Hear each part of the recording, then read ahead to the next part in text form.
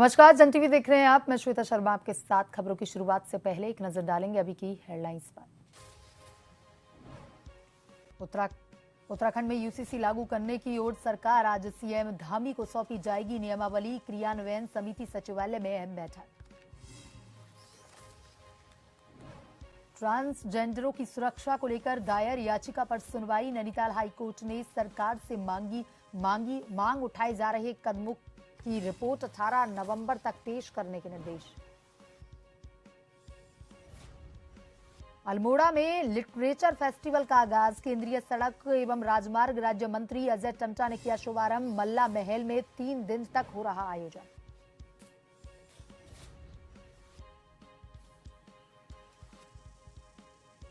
उधम सिंह नगर में सड़ा गला शव मिलने से हड़कंप। चरवाहों ने ग्रामीणों को दी सूचना। दिनेशपुर थाना क्षेत्र का मामला। बाजपुर में 3000 की संख्या में उमड़े खनन ट्रांसपोर्टर। और अब खबरें विस्तार से। उत्तराखंड में समान नागरिक संहिता लागू करने को लेकर के आज बड़ी बैठक होनी है। सचिवालय में सीएम धामी की अध्यक्षता में दोपहर 1 बजे ये बैठक होगी, जिसमें यूसीसी रिपोर्ट और नियमावली के संदर्भ में चर्चा होगी। बैठक के दौरान गृह विभाग के अधिकारी भी मौजूद रहेंगे। बता दें कि सीएम धामी पहले ही कह चुके हैं कि उत्तराखंड में 9 नवंबर से पहले यूसीसी लागू कर दिया जाएगा। सीएम का कहना था कि हमने कई ऐसे फैसले लिए हैं जिन्हें पिछली सरकार ने वोट बैंक की राजनीति के कारण आज तक लागू नहीं किया। यूसीसी विधेयक जल्द ही लागू किया जाएगा। हमने इसे 9 नवंबर से पहले राज्य में लागू करने का संकल्प लिया है।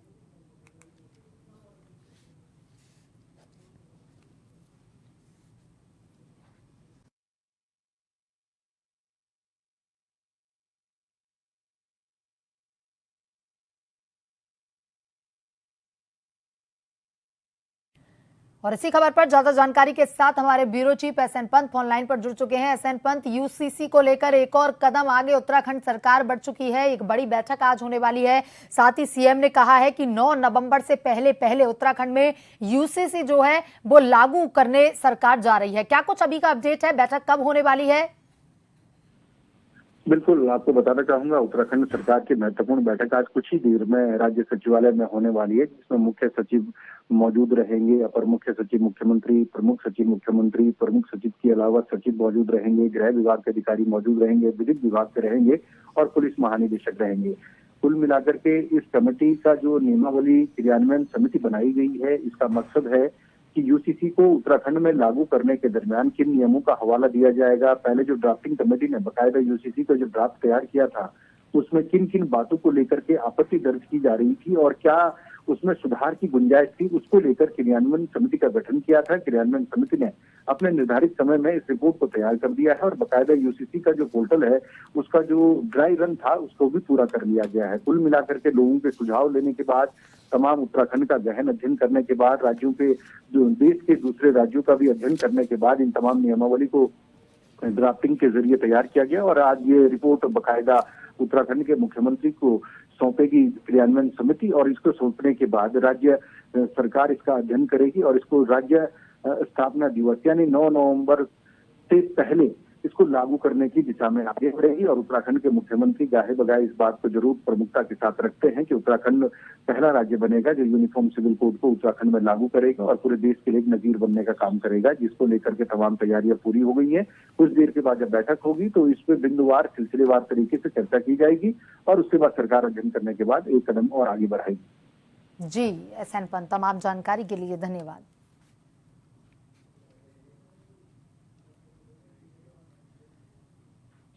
राज्य में ट्रांसजेंडरों के संरक्षण और सुरक्षा के लिए एक्ट बनाने के लिए दायर याचिका पर सुनवाई के बाद हाईकोर्ट ने राज्य सरकार से इस मामले पर 18 नवंबर तक विस्तृत रिपोर्ट पेश करने के निर्देश दिए हैं।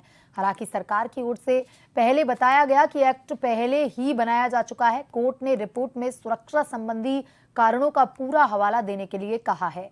कार्यवाहक मुख्य न्यायाधीश मनोज कुमार तिवारी एवं न्यायमूर्ति विवेक भारती शर्मा की खंडपीठ के समक्ष मामले की सुनवाई हुई। मामले के अनुसार देहरादून के ट्रांसजेंडर निशा चौहान ने सुरक्षा के लिए याचिका दाखिल की थी। उसमें कहा था कि रजनी रावत गैंग से उन्हें खतरा है।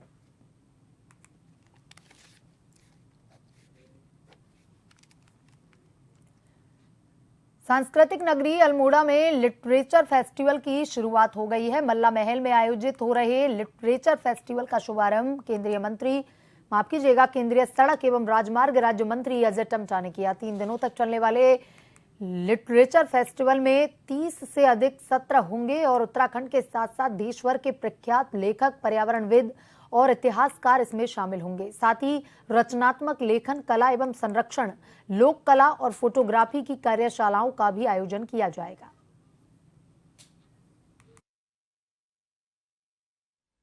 जिस प्रकार से पूरे कुमाऊं के अंदर अल्मोड़ा का इतिहास रहा है और ये इतिहास कुमाऊं की राजधानी के रूप में, और ये जिस स्थान में ये हो रहा है ये एक ऐतिहासिक स्थान है।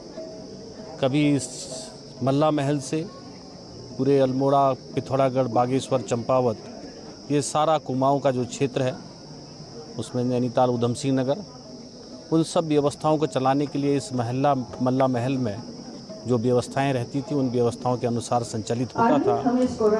और इसी को आधार मानते हुए अल्मोड़ा लिटरेचर फेस्टिवल 2024 का जो आयोजन किया जा रहा है, ये अल्मोड़ा के उस सांस्कृतिक, उस ऐतिहासिक, उस जो धरोहर हम सबके बीच में है उसको सजोने का ये काम है। अपने आप में ये अभिनव प्रयास है। इस अभिनव प्रयास के माध्यम से पूरे देश के अंदर जो अल्मोड़ा का इतिहास लगातार बना रहा है उसको और ऊर्जा मिलेगी और ताकत मिलेगी। दीपावली के मद्देनजर खाद्य सुरक्षा विभाग की टीम पूरी तरह से अलर्ट नजर आ रही है, जिसको लेकर के उत्तराखंड व उत्तर प्रदेश बॉर्डर पर वाहनों और खाद्य दुकानों का औचक निरीक्षण किया गया।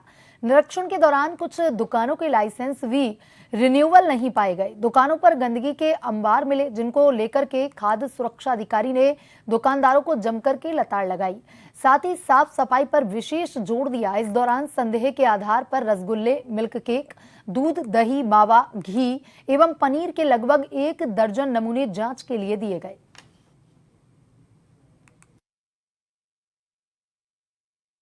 यूपी और उत्तराखंड के बॉर्डर पर जो है गाड़ी भी लगेगी और उसके बाद हमने जसपुर में जो स्थान है जो मिठाई, मावा, दुग्ध पदार्थ बेच रहे हैं उनका सघन चेकिंग के दौरान हमने कुछ संदिग्ध खाद्य पदार्थ में उनके नमूने भी हमने संग्रह किए। लगभग अभी तक हमने जो है 7 नमूने संग्रह किए। उनको सबको नोटिस दे रहे हैं, अपना लाइसेंस बनाना नहीं तो लाइसेंस भी बनाते हैं, हम लोग जो चालानी कार्रवाई की जाएगी।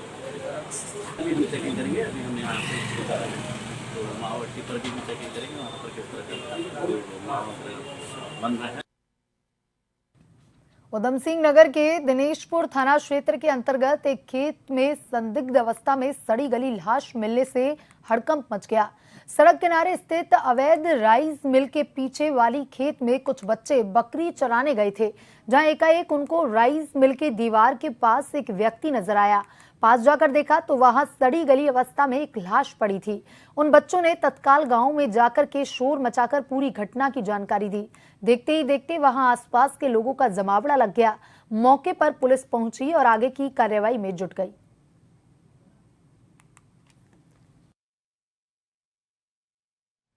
हमारी विधानसभा में मोहनपुर नंबर 1 गांव है। मोहनपुर नंबर का एक व्यक्ति जिसका नाम मनोज बाला है, लगभग 26-27 साल उम्र है उसकी, और रोज मेहनत कश मिस्त्री का काम करता था, मजदूरी का काम करता था और पिछले 5 दिन से वो लापता था। आज उसकी बॉडी यहाँ पर मिली है एक राइस मिल के पीछे और बहुत ही संदिग्ध अवस्था में है और शरीर की बहुत बुरी हालत है। ऐसा व्यक्ति जो मेहनत कश हो, अकेला भाई, परिवार का एक ही लड़का था और वो मनोज बाला सदैव के लिए परमात्मा के चरणों में लीन हो गया। पुलिस आई है, पुलिस पंचनामे की कार्रवाई कर रही है। अब बॉडी पोस्टमार्टम के लिए जाएगी और इसके बाद पता लगेगा कि इसकी मृत्यु कैसे हुई है। तो इस संदिग्ध अवस्था में ईश्वर इसकी आत्मा को शांति दे। मोहनपुर नंबर 1 की है और ये राजमिस्त्री का काम जानता था, राजमिस्त्री का काम करता था और घर से आज 4-5 दिन हो गया लापता है। किसी को इसकी सूचना भी नहीं थी और इन्होंने आसपास ढूंढा तो इनको मिला भी नहीं था। अब कहाँ पे मिली है इसकी लाश? अब ये गांव के साथ ही एक राइस मिल है, उसके 4 दीवारी के साथ में मिली। क्या कार्रवाई कर रहा है? अब पुलिस आई है, पंचनामा किया है इसको पीएम। उत्तराखंड में माइनिंग को हटाने और 7 सूत्रीय मांगों को लेकर के खनन ट्रांसपोर्टरों ने जुलूस निकाला। साथ ही वरिष्ठ भाजपा नेता कुलविंदर सिंह किंदा ने के नेतृत्व में एसडीएम कार्यालय भी पहुंचे। मुख्यमंत्री को संबंधित ज्ञापन एसडीएम राकेश चंद्र तिवारी को सौंपा। कार्रवाई करने की मांग की गई। खनन ट्रांसपोर्टरों की भीड़ ने प्रशासन को हिलाकर रख दिया। प्रशासन को भारी मात्रा में पुलिस फोर्स तैनात करनी पड़ी। वरिष्ठ भाजपा नेता कुलविंदर सिंह किंदा ने कहा कि मुझ पर प्रशासन ने बहुत दबाव बनाया और मुझे धमकाया कि तुम्हारे मुकदमे खोल देंगे, लेकिन मैंने खनन ट्रांसपोर्टरों को लेकर अपनी बात पर अड़ा रहा। उन्होंने कहा प्रशासन ने आज शाम तक का समय मांगा है, जिस पर कोई निर्णय नहीं लिया गया तो 25 अक्टूबर को इससे भी बड़ा आंदोलन करने की रूपरेखा तैयार की जाएगी। तो हाथ जोड़ने वाले हैं और हाथ जोड़ रहे हैं और शाम तक का टाइम हमें चिन्हित कर दिया है। शाम को एसडीएम साहब के यहाँ हमको कह रहे थे कि बात करने के लिए। मैं कहा मेरा परिवार है, वो जो तय करेगा, जो भी बैठ के मीटिंग में बात होगी, एक स्टारगंज का होगा, खटीमा का स्टार, जैसे जैसे हमारे शहर पड़ते हैं पर एक लोग वहाँ का जिम्मेदार वहाँ का रहेगा। काशीपुर हो गया, जसपुर हो गया, जिम्मेदारी से जितने लोग होंगे 10, 12, 15 लोग हम नाम दे देंगे एसडीएम साहब को। शाम को मीटिंग है। आज तक शाम तक हमारी शांतिपूर्ण, ना किसी बीजेपी से ना किसी विधायक से हमारी मांगे पूरी होनी चाहिए। गरीब और मजदूर पिसता जा रहा है, बहुत तंग है, बहुत दुखी है। तो इस करके हम चाहते हैं शाम को जो मीटिंग में तय होगा, जो हमारा इलाका गरीब मजदूर तय करेंगे, उसके बाद में आगे रणनीति रहेगी। स्थानीय व्यापार को बढ़ावा देने के लिए युवा भाजपा नेता अक्षय प्रताप के द्वारा रुड़की मांगे लोकल नाम से चलाई गई मुहिम को लेकर के एक पत्रकार वार्ता का आयोजन रुड़की सिविल लाइन स्थित एक होटल पर किया गया, जिसमें शहर के सभी व्यापारियों ने स्थानीय व्यापार को बढ़ावा देने की बात कही। व्यापारियों ने नगर की जनता से ऑनलाइन खरीदारी न करने, सिर्फ स्थानीय व्यापारियों से ही खरीदारी करने की अपील की। आपको बता दें कि ऑनलाइन खरीदारी के कारण कहीं न कहीं स्थानीय व्यापारियों के कारोबार पर असर पड़ा है और कई बार ऑनलाइन खरीदारी से ग्राहक ठगी का शिकार भी हो जाते हैं, जिसको लेकर युवा भाजपा नेता अक्षय प्रताप सिंह ने रुड़की मांगे लोकल के नाम से एक मुहिम चलाई, जिसका असर देखने को मिल रहा है और स्थानीय दुकानदार और नगरवासी भी इस मुहिम को बढ़ावा दे रहे हैं। आयोजित पत्रकार वार्ता में अक्षय प्रताप सिंह ने कहा कि हमने रुड़की मांगे लोकल शहर के लिए एक सेल्फी पॉइंट बनाया है, ताकि शहर के लोग शहर के व्यापारियों से खरीदारी करें और इससे व्यापारियों के साथ साथ आम आदमी को भी रोजगार मिलेगा। देखिए, एक हम लोगों ने पहल करी है रुड़की के लोकल व्यापारियों के लिए, जिसका हमने नाम दिया है रुड़की मांगे लोकल। रुड़की मांगे लोकल से हम ये कह रहे हैं कि आप इस त्योहार के सीजन में कुछ ना कुछ खरीदारी रुड़की के लोकल बाजारों से जरूर करें। जब आप ये खरीदारी करते हैं तो रुड़की का जो लोकल इकोनॉमिक सिस्टम है, इंफ्रास्ट्रक्चर है, हर चीज पे उसका इम्पैक्ट होता है और लोकल इकोनॉमी स्ट्रेंथन होती है। मेरा जो इनिशिएटिव मैंने लेने की कोशिश कर रहा हूं, या जो हम लोगों ने ये लॉन्च करा है, इसका सिर्फ जो है ऑनलाइन वर्सेस ऑफलाइन का डिबेट नहीं है। ये डीप स्तर पे जो है हम लोग किस प्रकार से रुड़की की लोकल इकोनॉमी को स्ट्रेंथन कर पाए, उसके लिए इनिशिएटिव है। जो भी बड़ी बड़ी कंपनी है, ये सिर्फ लालच में 10-20% पैसे कम करके हमारे जो छोटा व्यापारी है उसको दबा रहे हैं। हम ऐसा नहीं चाहते कि छोटे व्यापारी भी बिल्कुल नीचे दबके रहें, क्योंकि जब तक रुड़की में स्थानीय व्यापारी अपना खरीदारी नहीं करेगा, उससे हमारा नुकसान होगा। मैं तो सभी रुड़की वासियों से अपील करता हूँ, आसपास के जितने भी नगरवासी हैं, आप रुड़की में आए और अब लोकल सामान खरीदें, क्योंकि रुड़की में लोकल सामान भी बहुत अच्छा मिलने लगा है। मुहिम हमारी यही है कि रुड़की मांगे लोकल, जो हमारे जितने भी क्या नाम है शहरवासी है रुड़की के, वो लोकल परचेसिंग करें। और लोकल में जितने हमारे व्यापारी हैं, मैं ये नहीं कह रहा कि बड़े व्यापारी, छोटे व्यापारी बहुत सारे हैं, जैसे चुगड़े बनाने वाले हैं, कपड़ा बेचने वाले हैं, छोटे चुन्नी बेचने वाले हैं। इस समय शहर में रुई की बत्तियां बिकती हैं दीपावली के लिए, वो है। और इसके अलावा बहुत सारी छोटी छोटी चीजें, मोमबत्तियां बिकती है, बहुत सारी छोटी छोटी चीजें हैं जो आप देखेंगे पूरा क्या नाम है नेहरू स्टेडियम के अंदर, और नेहरू स्टेडियम से लेके बीटीगंज और बीटीगंज से लेके सिविल लाइन, छोटी छोटी दुकानें लगती हुई चली जाती है। वो व्यापारी आता है घर से, उनके बच्चे भी उनके साथ होते हैं, 10 साल के, 15 साल के, 20 साल के, लड़कियां भी होती हैं उनके साथ में, बच्चियां भी होती हैं और छोटे बच्चे भी होते हैं। तो वो सभी इसी आस में आते हैं कि हम शाम तक, सुबह से शाम तक के 1000 या 2000 रुपए कुछ कमा करके जाएंगे और उसको जोड़ेंगे, हमारी पढ़ाई में काम आएंगे, या क्या नाम है वो हमारे घर के खर्च में काम आएंगे। वक्त तो चला है छोटे से ब्रेक का। ब्रेक के बाद वापस खबरों की तरफ रुख करेंगे।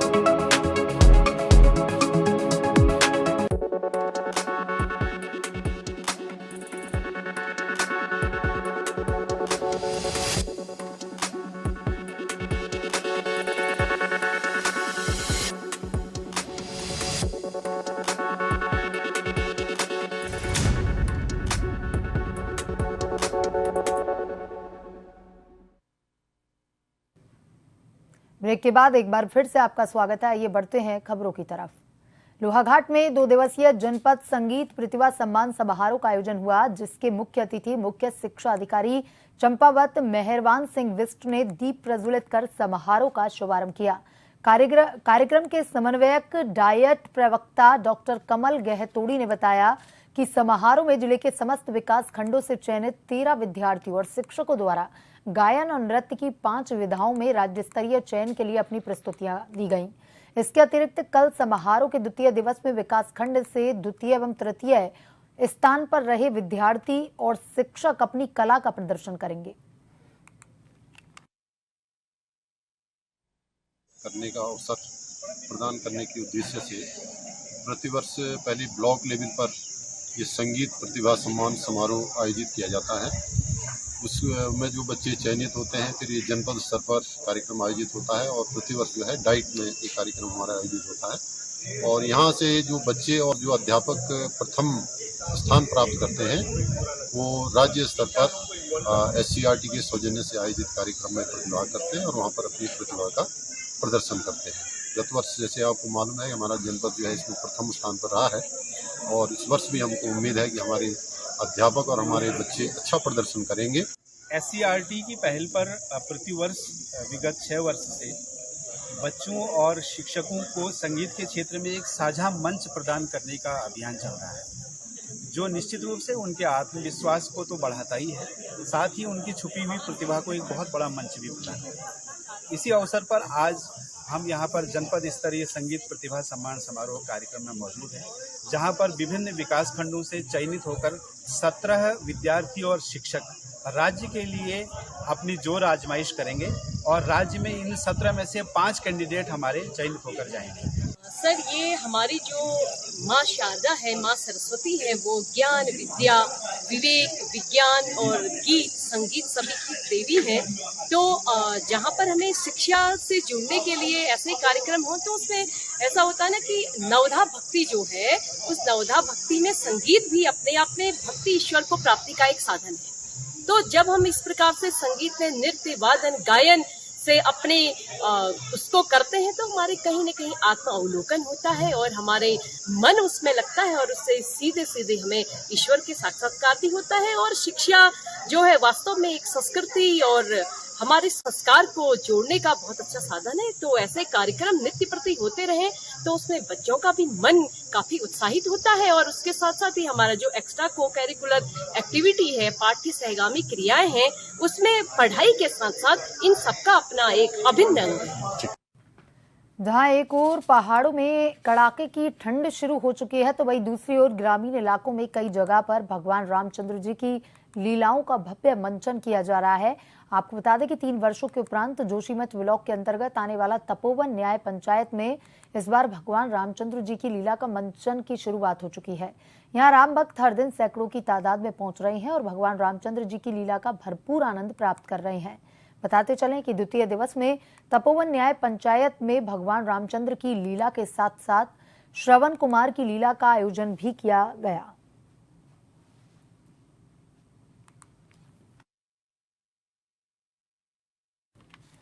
मानव मात्र के कल्याणार्थ सतगुरु माता सुदीक्षा जी महाराज एवं निरंकारी राजपिता रमित जी के पावन आशीर्वाद और उनके दिव्य मार्गदर्शन द्वारा ब्रांच सेलाकुई में संत निरंकारी चैरिटेबल फाउंडेशन द्वारा रक्तदान शिविर का आयोजन किया गया, जिसमें संत निरंकारी मिशन के श्रद्धालु भक्तों ने निस्वार्थ भाव से उत्साह के साथ रक्तदान किया।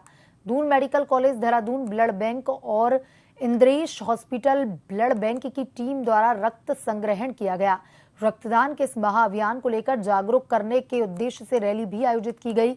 सेलाकुई में आयोजित इस शिविर में रक्तदान करने के लिए 150 श्रद्धालुओं ने रजिस्ट्रेशन करवाए, जिसमें से जांच के उपरांत योग्य पाए गए 100 श्रद्धालु भक्तों ने रक्तदान किया। वाल्मीकि दिवस छुट्टी का दिन भी है तो हमारे सन्नकारी भवन सेलाकुई की माताओं का ध्यान आया कि एक सत्संग भी रखा जाए, क्योंकि नवनिर्मित भवन है तो पहली दफ़ा इस रूप में विशाल रूप में सब हम मिल बैठकर सतगुरु के गुण गाए। वहीं संत निरंकारी चैरिटेबल फाउंडेशन की कृपा से एक रक्तदान शिविर भी रखा गया। इसमें दून हॉस्पिटल और इंद्रेश हॉस्पिटल को यहाँ आमंत्रित किया गया। हमारा 100 यूनिट का लक्ष्य था, वो भी पूरा हुआ। 43 यूनिट हमने दून हॉस्पिटल को दिए और 57 यूनिट इंद्रेश हॉस्पिटल को रक्तदान किया।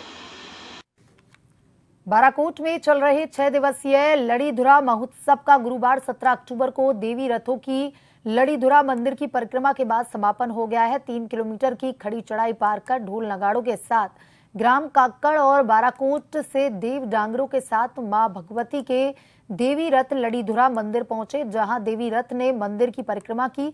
सबसे पहले ग्राम काक्कड़ का देवी रथ ढोल नगाड़े और माता के जयकारों के साथ मंदिर प्रांगण में पहुंचा, जिसमें देव डांगर कल्याण सिंह मां महाकाली के रूप में सवार थे।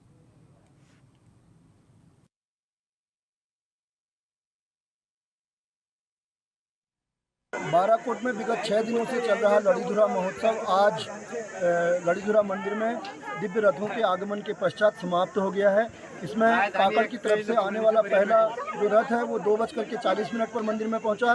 बाराकोट की तरफ से आने वाला जो दिव्य रथ है वह 3:25 पर मंदिर पर पहुंचा। जिन सभी साथियों ने, युवा साथियों ने, मातृशक्ति ने इस महोत्सव को निर्विवादित और निर्विघ्न रूप से संपन्न कराने में मदद की, मैं उन सब का लड़ीधुरा शैक्षिक एवं सांस्कृतिक मंच की तरफ से धन्यवाद ज्ञापित करता हूँ। पुलिस प्रशासन का, जिनने इस महोत्सव को शांतिपूर्ण रूप से संपन्न कराने में मदद की, और मैं समस्त क्षेत्रवासियों से, युवाओं से और अपने बुजुर्गवारों से, महिलाओं से, बहनों से यही आशा करता हूं कि आप प्रतिवर्ष आयोजित होने वाले इस लड़ीधुरा महोत्सव को इसी प्रकार सहयोग करते रहेंगे। बहुत बहुत धन्यवाद, नमस्कार। और नजर डालेंगे अभी की हेडलाइंस पर। उत्तराखंड में यूसीसी लागू करने की ओर सरकार, आज सीएम धामी को सौंपी जाएगी नियमावली। क्रियान्वयन समिति सचिवालय में अहम बैठक।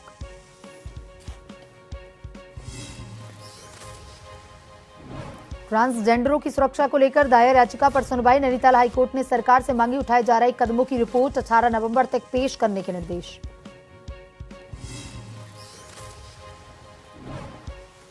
अल्मोड़ा में लिटरेचर फेस्टिवल का आगाज केंद्रीय सड़क एवं राजमार्ग राज्य मंत्री अजय टम्टा ने किया शुभारंभ। मल्ला महल में 3 दिन तक हो रहा आयोजन।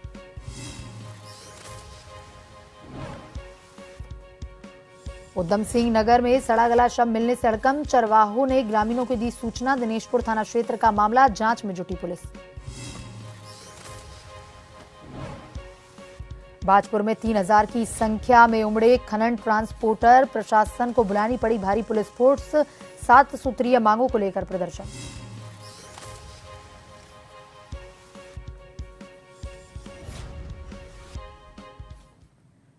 बुलेटिन में अभी तक के लिए इतना ही। बने रहिए जन टीवी के साथ। नमस्कार।